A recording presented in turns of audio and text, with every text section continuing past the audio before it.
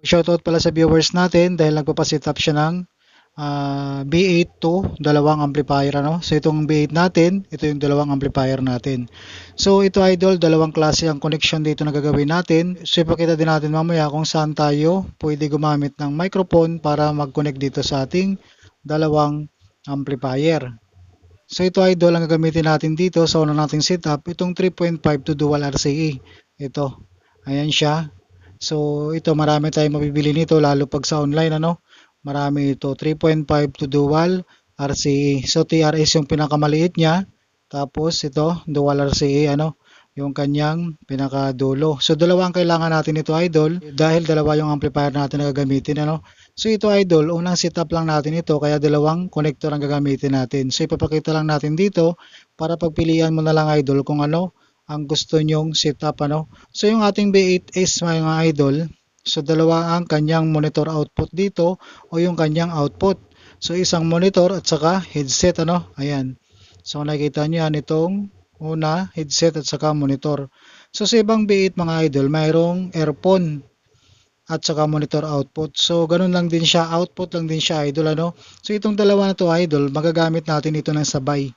Dahil yung control nitong headset at saka monitor, dito lang din sa ating monitor output, yung nasa dulo na yan. Ito yung monitor output niya. So pag true Bluetooth ang connection natin dito mga idols, dito sa ating B8, so accompany ang control natin. Accompany at saka yung monitor, yung volume natin dito. So dito pag may ginagamit tayong B8 mga idol, kahit wala itong Bluetooth yung ating amplifier, so magkakaroon na tayo ng Bluetooth receiver dahil dito sa ating B8 sound card. Doon sa unang video na ginawa natin mga idol na gumamit tayo ng equalizer, so ang ginamit natin doon, yung B8 sound card doon, ginawa lang natin siyang Bluetooth receiver, ano? Yun, tapos nag-mic input tayo sa ating amplifier. So ito idol, ang gagawin natin unang connection na pwede nyong pagpilian. Itong isang connector idol, gagamitin natin ito sa isa nating amplifier. So ito idol, i-input natin ito sa selector input ng ating amplifier. Itong isa ano. So itong 3.5 natin, ito yung i-output natin sa ayan, monitor output ng ating B8. Ayan. So itong isang 3.5 naman,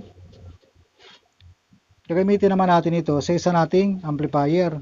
So selector input lang din ulit ng ating amplifier mga idol. Ayan. So itong isang 3.5 dito sa headset output. Ayan. So ito idol, magkakaroon na to ng signal yung ating dalawang amplifier. So ang control dito mga idol, basta through Bluetooth ang ating connection sa ating cellphone, papunta rito sa ating B8. So nagiging Bluetooth receiver itong ating B8 ano. So ang ating volume dito, monitor at saka accompany. Dahil ito yung sa incoming natin o through Bluetooth natin, ito naman yung output yung monitor output. So sabay ito idol yung dalawang output natin nito pag nag-volume tayo dito sa monitor output. So dito idol, kailangan natin dito, pag na-mic input tayo dito, para makakonect dito sa ating dalawang amplifier. So dito tayo mag-mic input sa ating B8 sound card. Para dito sa dalawa na to, lalabas yung ating microphone. So dito idol, kontrolin natin dito yung ating microphone at saka yung music. Ito yung sinasabi ko kaninang accompany, ano, yung incoming music natin, itong accompany at saka mic. Dahil pa nag-volume tayo dito sa ating monitor, sasabay na tong music natin dito at saka yung sa ating microphone, itong monitor volume.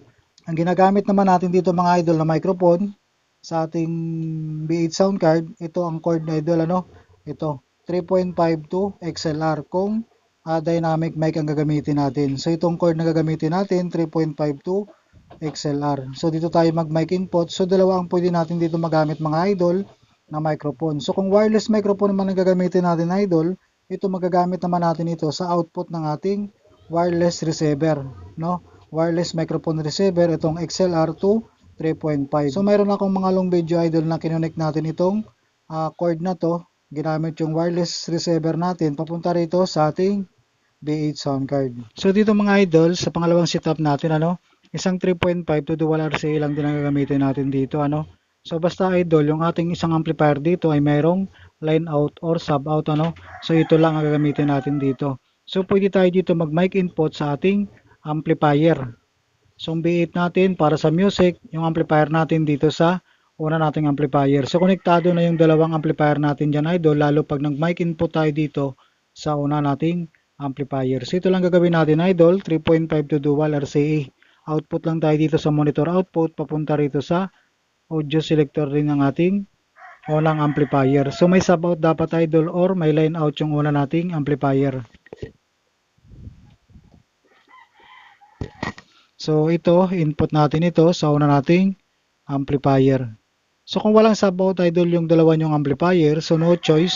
Ang gagawin lang talaga natin ng connection yung katulad ng una nating ginawa kanina na gumamit tayo ng dalawang 3.5 to dual RCA. So headset at saka monitor output ang nagamit natin. So itong dual RCA idol ang gagamitin natin ano. So sub out tayo. So na nating amplifier. Ayan. So mag audio input tayo dito sa pangalawa nating amplifier. Kung halimbawa naka CD siya, so sa CD tayo mag input. Ayan. So yan ang ating connection idol ano sa pangalawa nating connection, nag sub out or line out papunta rito sa pangalawa nating amplifier. So ito idol, pag nag mic input tayo dito, gagana na yan dito yung pangalawa nating amplifier. So pwede naman tayo dito sa ating B8, pwede din dito sa ating unang amplifier mag mic input. So ganoon lang siya idol ano. Kung ang B8 gamitin na lang natin sa Bluetooth receiver natin para sa music, yung mic input natin sa ating amplifier, so pwede yan idol. Ito lang ang pwede niyo pagpipilian na setup. So pilihan nyo na lang idol yung una natin kanina o yung pangalawa. So kung walang sub out or line out, katulad ng sinabi ko kanina, no choice. Talagang yung unang connection yung gagawin natin. Pag ganito, B8 to dalawang amplifier.